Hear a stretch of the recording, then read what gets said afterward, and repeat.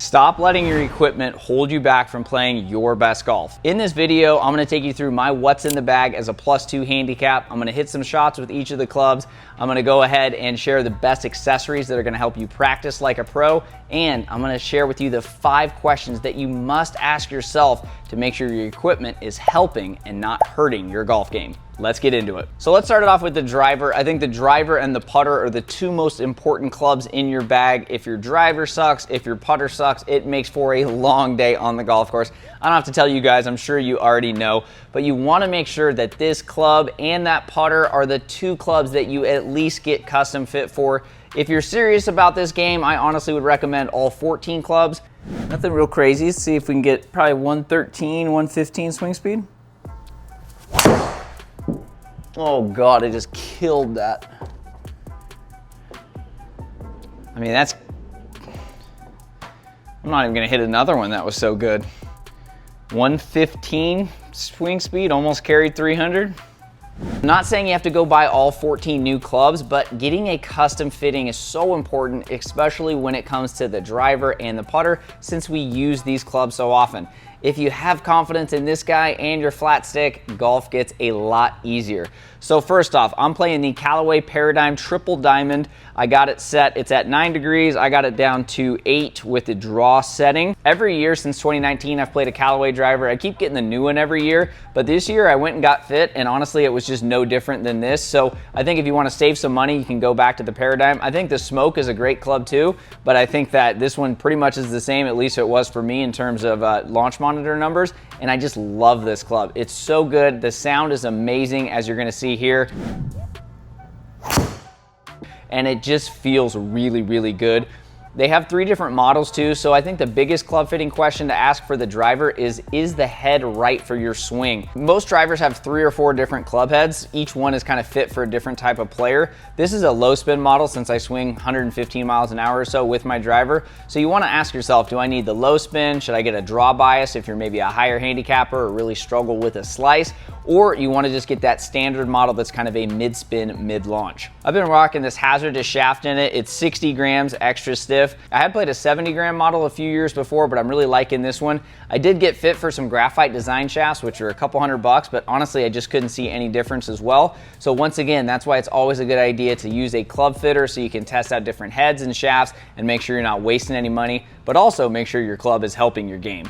All right, next up, we got the 3 wood, which is the same as the driver, the Callaway Paradigm. This one's also triple diamond, the lower launch, lower spin model. I got this one set just at 15 neutral. I'm not trying to do much different here. It's actually the same shaft, just 10 grams heavier. So in general, you want your fairway woods to be about 10 grams or heavier than your driver. I like to have kind of consistency in those fairway woods. If you do carry a 3 and a 5 wood, probably the same shaft will help you out. But again, using a custom fitter, you can try out different ones in case you want one to launch a little higher, one to launch a little lower. The key though with all your woods is to really just get the spin rate right. Otherwise, you're gonna be having a lot of accuracy and distance issues, so make sure the shaft is the right thing. Club head is huge, but honestly, the better you get, the shaft is just as important as the club head. Again, this thing's at 15. I don't even tee this club up. I like it so much. It just is so easy to hit. I like to try and get this probably like 260, 265. Oh my God, just 2 in a row.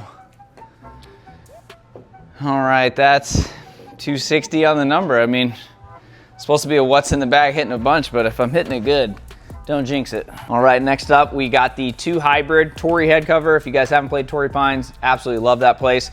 This is a PXG 0311. It's at 17 standard, but I put it up to 18. I got the upgraded shaft here. I got the Graphite Tour AD. This one's 85 grams, X-Flex as well. Absolutely love this club. It has been so good to me. I have used it a lot the last few years. What's great about this is the different weight ports, so you can kind of move some to the heel or to the toe or the back of the club depending on your swing and on your miss.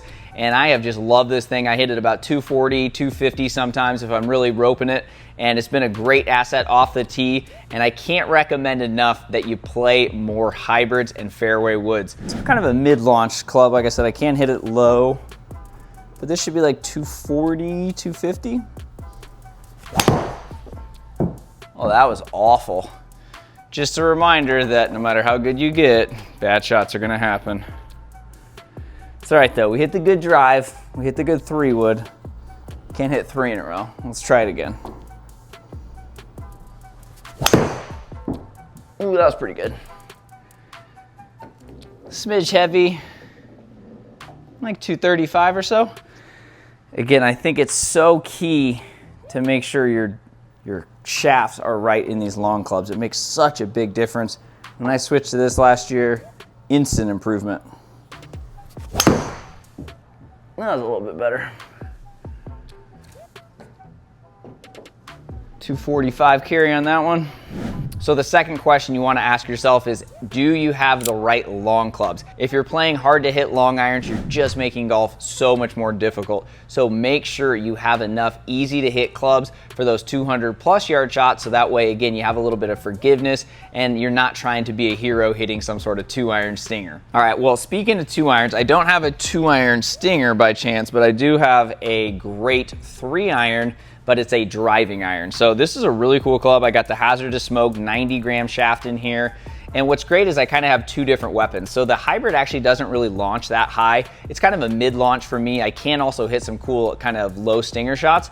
But the 3-iron, this thing with the shaft and the way of this design is that it just launches high. So I can't hit this low, but it gives me a couple of really good options into the par 5s. So I absolutely love this club. This is an older model. It's the U500. Some of the new Titleist ones are a little big for my liking. The head is just absolutely huge, but this one still looks pretty similar. It's obviously more forgiving than a normal 3-iron, but what makes it good is this graphite shaft. So if you are playing longer irons, make sure to get the right shafts. Switching to some sort of driving iron shaft like this can make a huge difference and give you a lot more consistency. I absolutely love this club. I hit it anywhere from 215 to 230, maybe 235. I absolutely step on it, but the trajectory is amazing. So it makes long par 3s and attacking par 5s into very easy.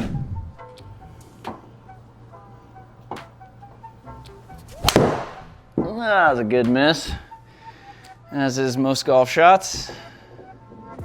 225, take that. All right, so next up for the what's in the bag is my irons. So I have some PXG irons, but I have a little bit of a combo set, and that's something I would definitely recommend for you. So what I have here is the 5 and 6 iron are a little bit easier to hit. They are the 0311P Gen 5, while the 7 through wedge is the 0311T. So what's great about this is that the 5 and 6 iron are just a little bit easier to hit. So even as a plus handicap, I'm still trying to make golf as easy as possible. I'm not trying to play blades or really unforgiving clubs. I've made that mistake in the past, but I really like a combo set, and I think most mid, even low handicap golfers like myself can benefit from these. You'll even see at the highest levels, a lot of these guys play more driving irons or just a little bit more forgiving in their 3 or 4 iron. So this is something I highly recommend you consider. And the third club fitting question you're gonna wanna ask yourself is, can I benefit from a combo set? So yes, you wanna have the right driver, you wanna have the right hybrids and long clubs, but are your irons actually helping? So I got an iron here, like I mentioned, the combo set I think is the way to go.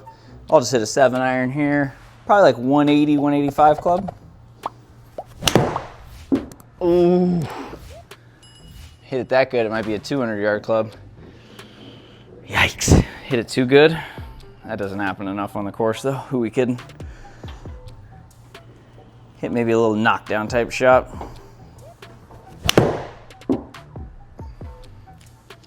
Woo, still hit it too good. Because a lot of golfers really struggle in those 4, 5, and 6 irons, so having a little bit more forgiveness, a little bit larger head like this can really help you out. I used to really not love my 5 and 6. Now I have no fear. I'm ready to attack those par 5s in 2 or those long par 3s. So I definitely recommend doing that. I do have a Project X 6.5 120 gram rifle shaft in here. Love these. I was using a shaft that was way too light for me in the past. It really wasn't helping my game. And again, this is where a club fitter can help you out. But yeah, finding the right iron shafts, especially as you get better and better and swing the club faster, want to make sure your shafts are getting the right trajectory and they're not launching too high or too low, so they're not actually staying on the greens. So next up are the wedges. I got a 50, 54, and 60 degree. I got the Titleist Vokey SM9s. I haven't upgraded to the 10s yet. Honestly, every model is kind of similar from the 8, the 9, the 10, but they're all fantastic wedges. but they're not for everyone. Fourth club fitting question you want to ask yourself is, are your wedges similar to your irons, and are they setting you up for success? I want to make sure you have enough distance and forgiveness on those full swing wedges, especially with the gap and the pitching wedge. Those are the kind of two main ones. You might be able to get away with some more blade designs on the sand and lob, but with the pitching wedge, which probably will match your irons, and then the gap wedge, you just want to have a little bit more forgiveness since you're using it for a lot of full swing shots. So a lot of players are going to benefit more from a cavity back design instead of this blade. So if you're in that mid to higher handicap, I would recommend maybe checking wedges out that match the rest of your iron set, or ones that just have a little bit of a cavity on there so you have some forgiveness. Plus they tend to go a little bit farther too. Also, don't forget about the shafts. Too many guys are playing shafts that are very different from your irons. So if you're playing like a 65 or an 85 gram like light graphite shaft, but then you go to like a 130 gram shaft like this, it's gonna make it really hard to have the right tempo and the right swing. So you wanna make sure that it is similar, but usually a little bit heavier than your irons. So as I mentioned, my irons are 120 grams. This I believe is 125 or 130. It's just a stock wedge shaft that comes with the Vokeys. Typically you want your wedge shafts a little bit softer than your normal irons, but the weight is key. So I just don't want you guys playing like super lightweight graphite shafts and then going into like a normal steel shaft. It's gonna make it really hard to have the right tempo and sequencing on your shots. So with wedges, again, I have 4 in my bag, spaced out about 3 or 4 degrees. I think that's something you need to be thinking about too, is have the right distance gaps between your wedges, but then you wanna have multiple shots for each wedge. So you have a full swing, you wanna have a knockdown, and maybe like a 2/3 type of shot. When you have that wedge matrix, it'll make it easier. So when you're on the course, you kind of have a shot for everything. So one accessory I can't recommend enough is Arccos Golf. As you can see, these just screw into the grip, and when you use these, you're able to track your game. When you track your stats, you can learn if you need to improve off the tee, into the greens, around the greens, and on the greens. So this is one of the easiest ways to track your stats. You don't have to do too much. It pairs up with an app on your phone, or you can buy one of their accessories and just carry that in your pocket. It's basically gonna log all your stats, you make sure it's right after the round, and then you can get a profile of your game. The more objective data you can have, the more you can play wicked smart golf. So that way, when you are practicing, you look at your stats and say, wow, my driving is killing me. You spend more time with your driver, maybe you get a lesson. Or your stats say, hey, your putting is really struggling. Maybe you go get custom fit for your putter. Maybe you just spend some more time working on some drills. But you wanna have your stats so that way you can learn more about your game and really track it over time. All right, next up is the brand new putter that I just got. Absolutely loving it, the Spider Tour X. This thing is a beaut. It worked for Scotty Scheffler, so it had to work for me, right?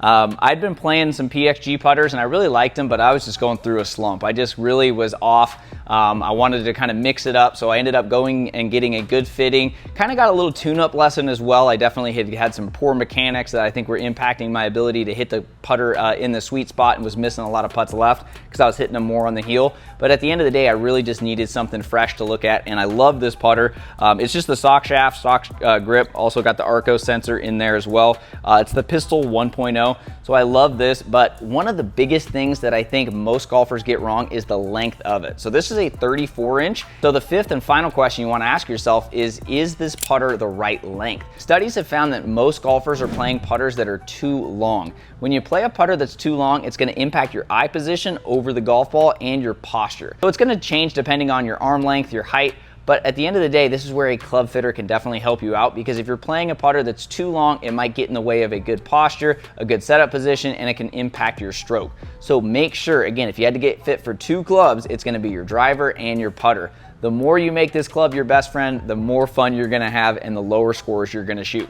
So the other thing to consider with a good putter is how the alignment system works. Some players like a line right here, some players like nothing. It's 100% personal preference, but figure out what works for you. Also, don't skimp on the grip. The grip is very key to playing your best golf, because you want to make sure it allows you to have very light grip pressure. You don't want to have super tight grip pressure. It's going to add more tension, and it's going to make it really hard to hole a lot of putts. So make sure every part of your putter is setting you up for success. The last part to think about with a club fitter is the lie angle, because if it's too high or if it's too low like that, it will also impact your ability to hit it in the sweet spot and get the ball rolling on the proper line. Then another tool I always keep in my bag is my ripstick speed trainer. I use this thing to warm up with. I speed train with it a couple times a week, and it's helped me swing 115 plus miles per hour club head speed. So a good speed trainer also can help you kind of stretch and get loose before a round. I like ripstick because it's unlike other ones where there's 3 sticks. You can keep it in your bag at all times,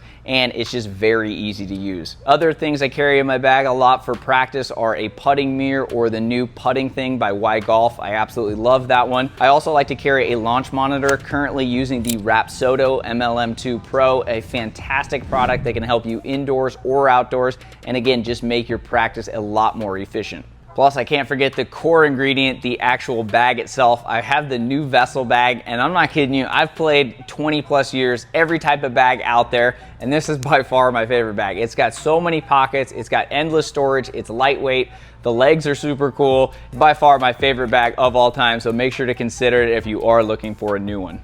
Also recommend carrying a couple of alignment sticks in your bag at all times. That way your aim does not get screwed up. Too many players really forget about their aim. All of a sudden you develop bad habits easily, and they can be avoided. So record your swing regularly. I like to use the iRange Sport Stick. You can use the code WICKEDSMART to save some money on that. But I like that way more than a tripod because it's easy to stick that thing in the ground and you can record your swing throughout the round. If you're hitting bunker shots, if you're at the putting green, wherever you're at, it makes it super easy. So check your alignment, record your swing, and you're gonna play wicked smart.